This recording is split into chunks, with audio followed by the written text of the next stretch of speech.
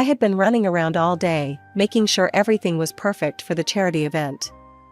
The football team I managed was hosting, and it was crucial everything went smoothly. By the time the guests started pouring in, I was already exhausted but had to keep the smile plastered on. I was checking the auction items when I first saw him.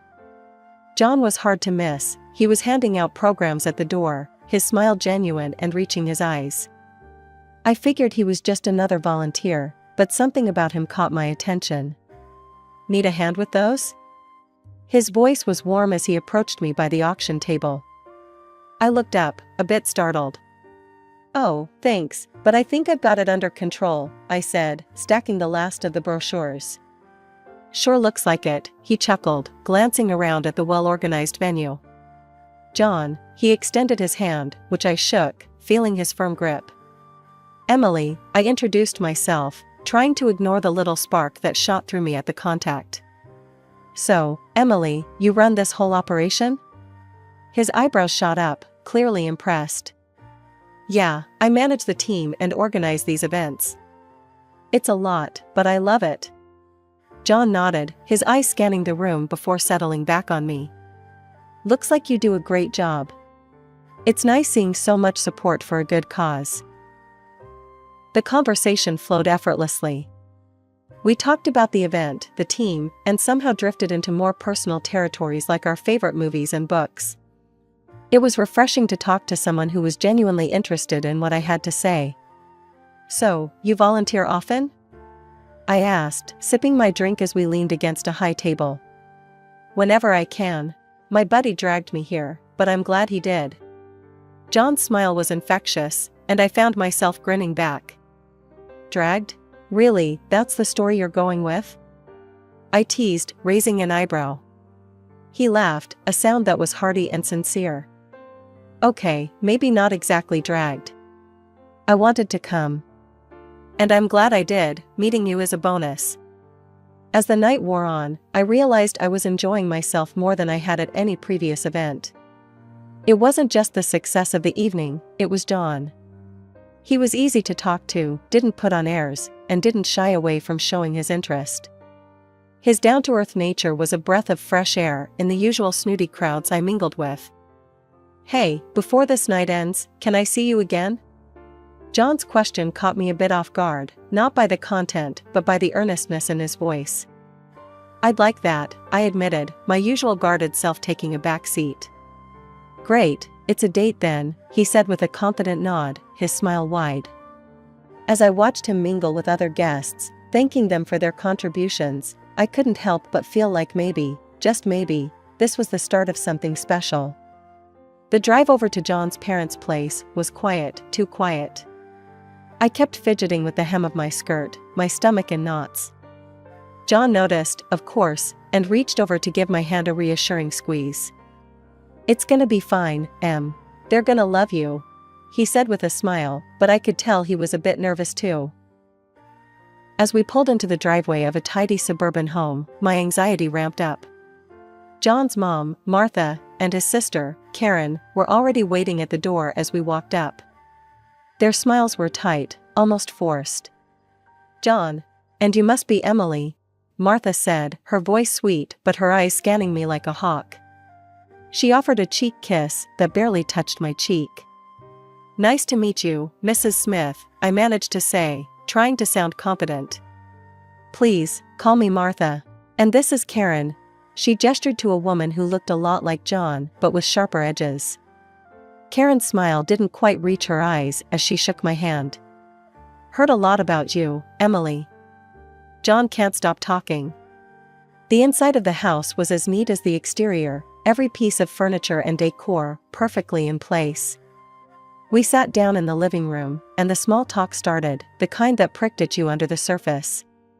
"So, Emily, John tells us you manage a football team? That's an interesting choice for a career," Martha said, her tone dripping with something that sounded like disapproval.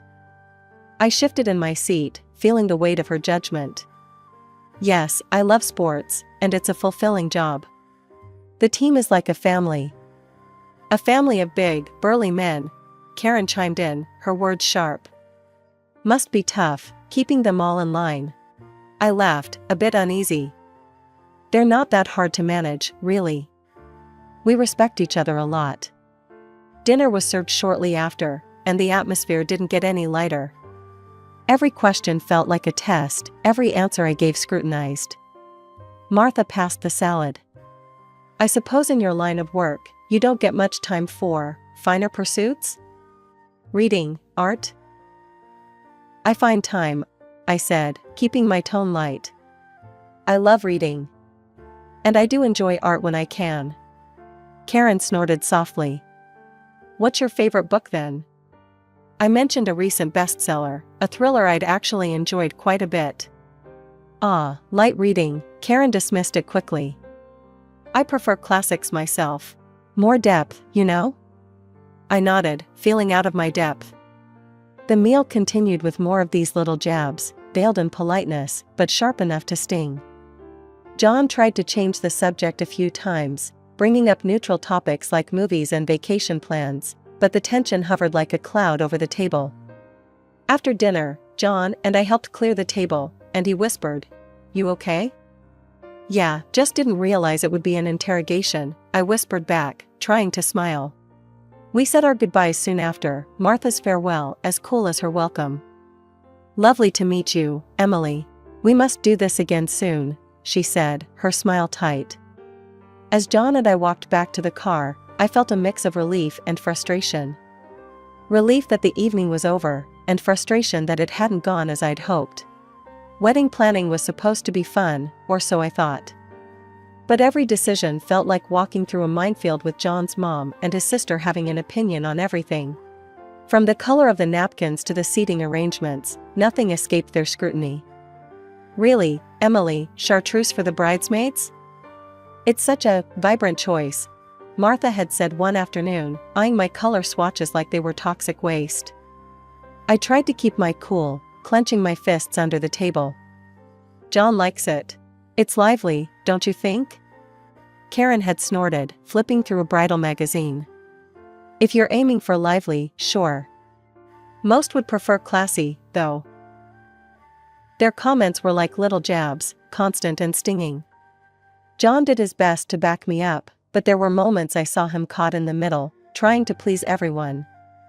As the big day drew closer, the remarks didn't let up. We were at the final tasting for the wedding menu when Martha brought up the guest list again. "So, Emily, you've really invited your entire team? All those men?" Her tone was as smooth as silk, but the implication was clear. "Yeah, they're a big part of my life," I replied, trying not to let her see she was getting to me. "They're looking forward to celebrating with us." Karen chimed in, her voice dripping with false concern. "Isn't that a bit inappropriate? I mean, it's your day, but you know, appearances and all." I bit back a sharper retort, settling for, "They're just friends, Karen. John knows them well." John jumped in then, his voice firm. "Emily's right. They're great guys. Let's focus on the food, huh? How's the chicken?" He was trying, I'd give him that. The wedding day itself was a blur of smiles, dances, and thankfully, minimal drama.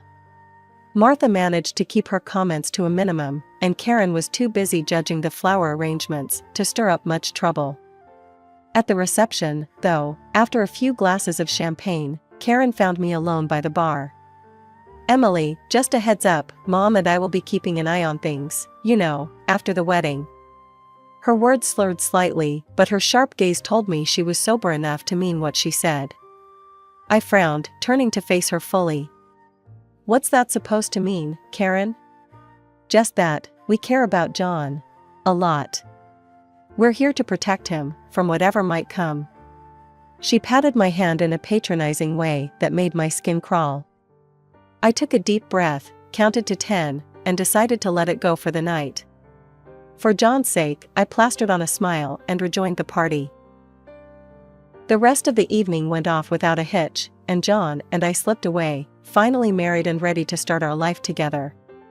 As we drove off to our honeymoon, his hand in mine, I felt a mix of joy and apprehension.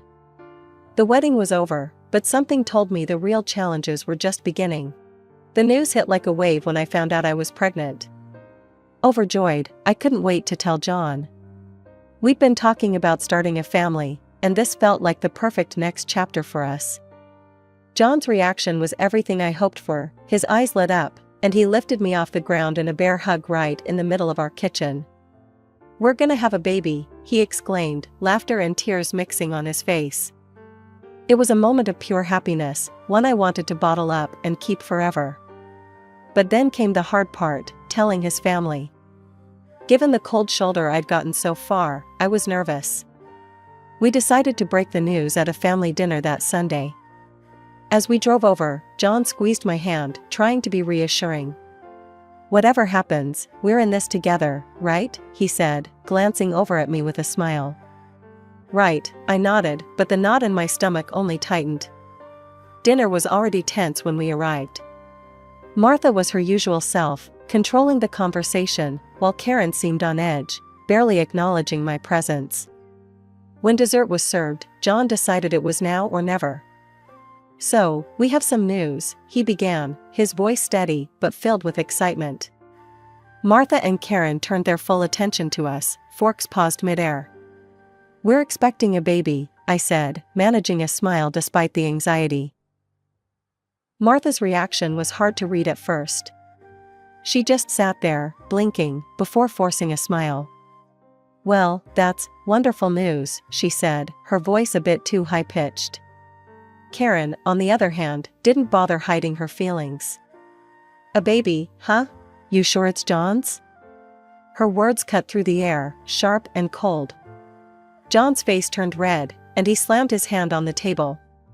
"Karen, what the hell?" I felt a chill run down my spine, but I forced myself to speak. "Yes, I'm sure." "Why would you even say that?" Karen shrugged, looking from me to John with a smirk. "Well, you work with a lot of men, Emily. It's a fair question." "That's out of line, Karen. Totally out of line," John shot back, his tone harsh.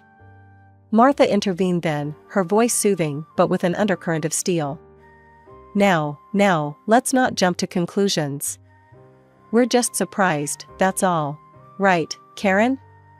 Karen muttered something under her breath and pushed her chair back. "I need some air," she announced, before stalking off. The rest of the evening went downhill. We left soon after Karen's exit, the car ride home filled with silence and unsaid words. I could tell John was furious and embarrassed, and I didn't know how to comfort him without stirring up more anger. "John, I'm sorry about that," I finally said as we neared our house. "It's not your fault, Em. It's Karen. She's out of line. We'll handle it," he replied, his grip on the steering wheel tight. As we pulled into our driveway, I couldn't shake off Karen's words or the look in her eye. It was clear she was brewing up a storm, and I had a sinking feeling that this was just the beginning. Her question about the baby's paternity was more than just a jab, it was a declaration of war. The weeks following the dinner were a mixed bag. Work kept me busy, and my pregnancy was progressing well, but the tension with John's family, especially Karen, was always lurking in the background. One particularly grueling day at the office, I was wrapping up late. Most of my team had already headed out, and I was looking forward to getting home and putting my feet up. That's when Mike, one of my coaches, popped his head back in the door. "Hey, Emily, you heading out soon? I can give you a lift if you need, my route's past your place today." I hesitated for a moment, aware of Karen's insinuations, but then reality kicked in. It was just a ride. "Sure, thanks, Mike. I'm just about done here." As we walked to his car, I was grateful for the company. Mike was always easy to talk to, and I needed to unwind after a long day. We chatted about the usual, team stuff, upcoming games, nothing personal. When he dropped me off, I thanked him and thought nothing more of it. That evening, John came home looking stormier than I'd seen him in a long time. He stormed into the kitchen, where I was starting on dinner, and slammed his keys on the counter. "Emily, we need to talk," he said, his voice tight. I turned off the stove, my heart sinking. "What's wrong, John?"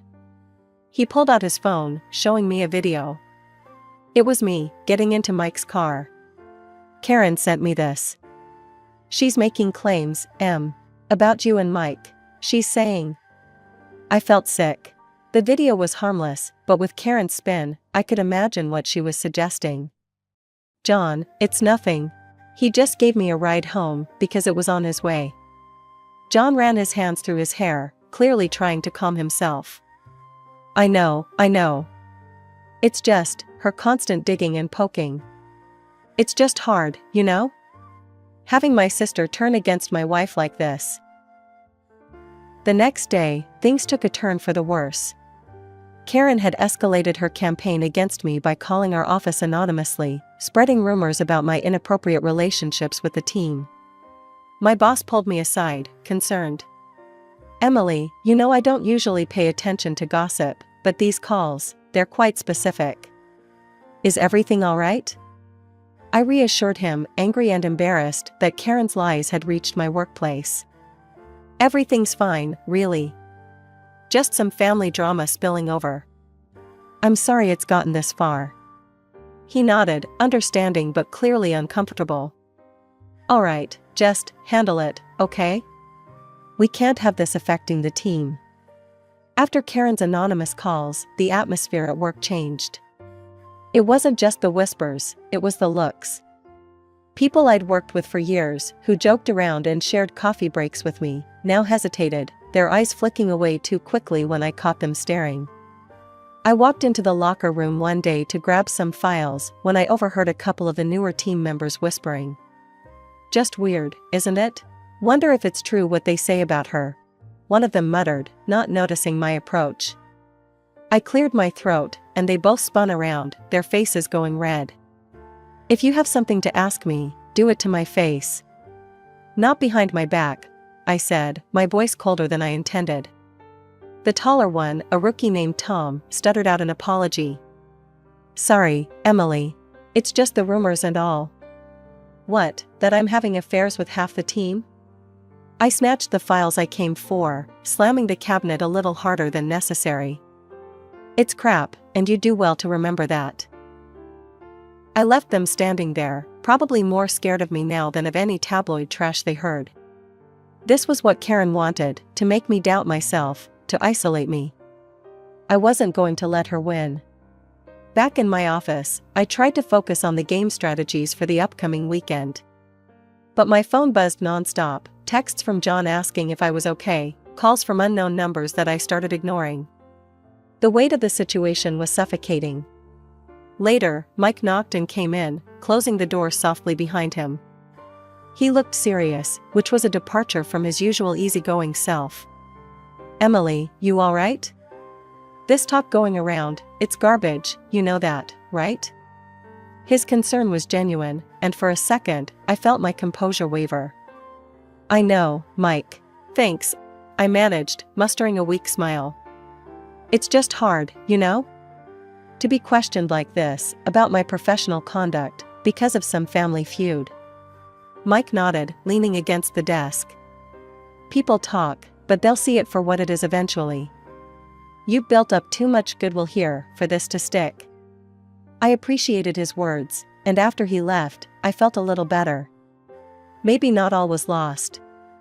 Maybe the team would see through the nonsense after all. But the day wasn't over yet. As I was leaving, one of the administrative staff, Sarah, caught up with me at my car. She looked nervous, clutching a bunch of papers to her chest. Emily, I didn't know who else to tell. There's been more calls. Not just to the office, but to some of the sponsors. I felt a chill run down my spine. What exactly did they say, Sarah? She shuffled the papers, pulling out a couple with scribbled notes. Mostly insinuations.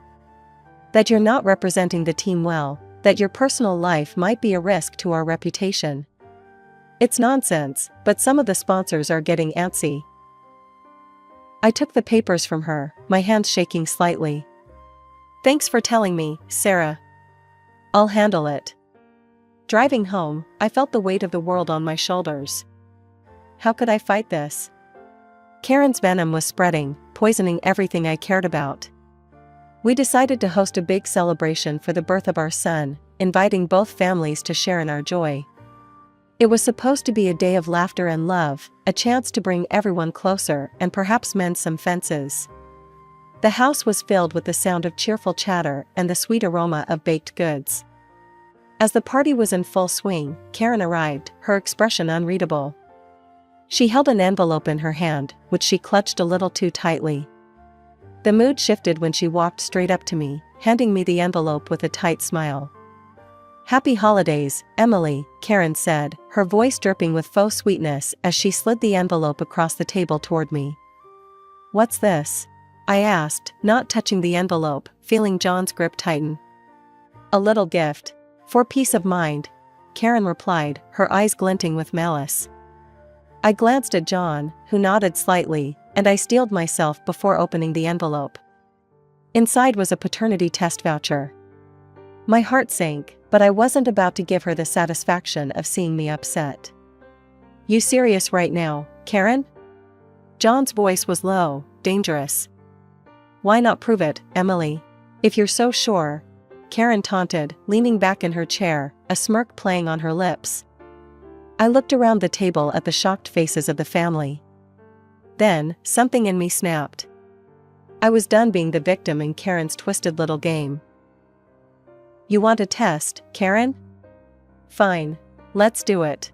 Let's clear the air once and for all," I said, my voice steady even though my heart was pounding. John was staring at Karen, his expression hard. "And when it shows that I'm the father, Karen, I want you to stop this." "Stop all your crap." Karen shrugged, looking around at the family members who were whispering among themselves. "Sure, when it shows John is the father." The next week was a whirlwind of doctor's appointments and waiting. When the results came back, John and I opened them together. No surprise, John was indeed the father. We called another family meeting, this time at our home. Karen and Martha arrived, looking slightly apprehensive. I handed them the test results without a word. Karen opened the envelope and read the results.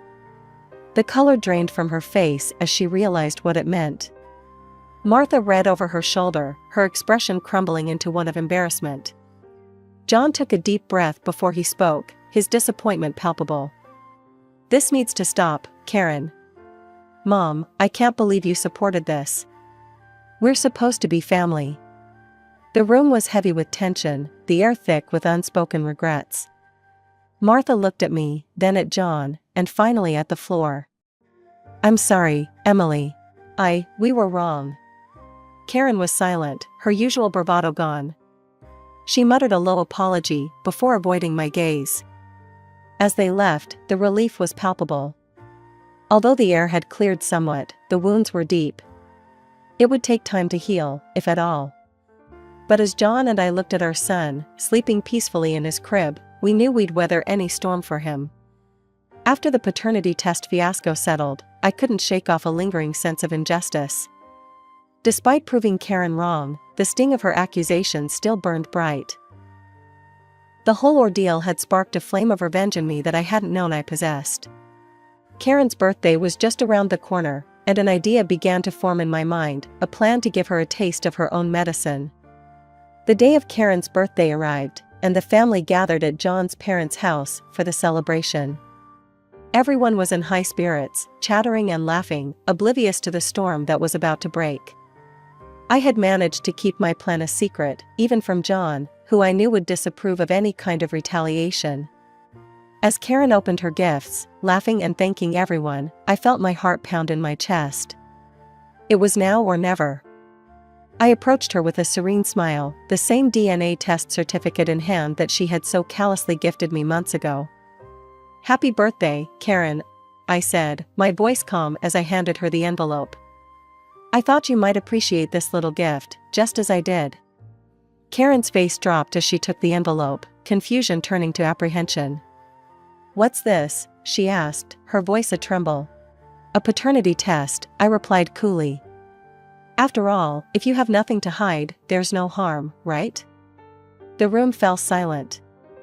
Everyone's eyes were on Karen, then on me. Martha looked from me to her daughter, clearly shocked. Karen hesitated, her face pale, then laughed nervously. "You're joking, right, Emily?" No joke, Karen. Fair is fair, I said, meeting her gaze steadily. Under the weight of the family's expectant looks, Karen finally agreed. The test was done the following week, and we all awaited the results. When they came back, they revealed the shocking truth: Paul was not the father of Karen's children. The news broke during another family gathering, and chaos ensued. How could you, Karen?